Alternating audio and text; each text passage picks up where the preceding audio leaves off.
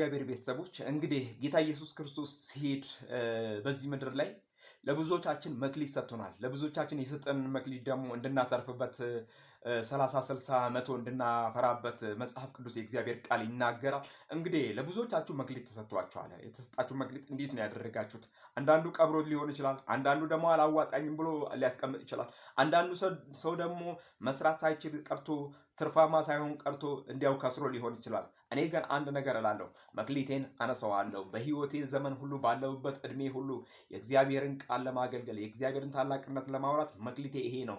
ወንጌል ነው። ወንጌል መክሊታችን ነው። ወንጌል ብርሃን የሚያበራ መክሊታችን ነው። ይህን መክሊታችንን ልናተርፉበት፣ ይህን መክሊታችንን ለሌላው ልንዘራ፣ ይህን መክሊታችንን ለሌላው ልናካፍል፣ ይህንን መክሊታችንን ለሌላው ልናበስር እኛ የተፈጠርን ሰዎች ነን። ስለዚህ የእግዚአብሔርን ወንጌል በቀንና በሌሊት በቀንና በማታ በተገኘንበት ቦታ ሁሉ እንድንናገር እግዚአብሔር አምላክ ከወደደ የእግዚአብሔርን ወንጌል እንናገራለን።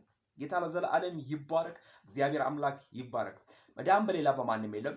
እንድንበት ዘንድ ከሰማይ በታች የተሰጠን ስም ኢየሱስ ነው እያልን ይሄን ወንጌል እንናገራለን። ወንድማችሁ መስፍን ነኝ። ተባረኩልኝ። ላይክ ሼር አድርጉ፣ ለሌላው እንዲዳረስ አድርጉ። ኢየሱስ ጌታ ነው። ኢየሱስ ያድናል። ተባረኩልኝ። አምላኬ እንደ ባለጠግነቱ በክብር በክርስቶስ ኢየሱስ የሚያስፈልጋችሁን ሁሉ ይምላባችሁ።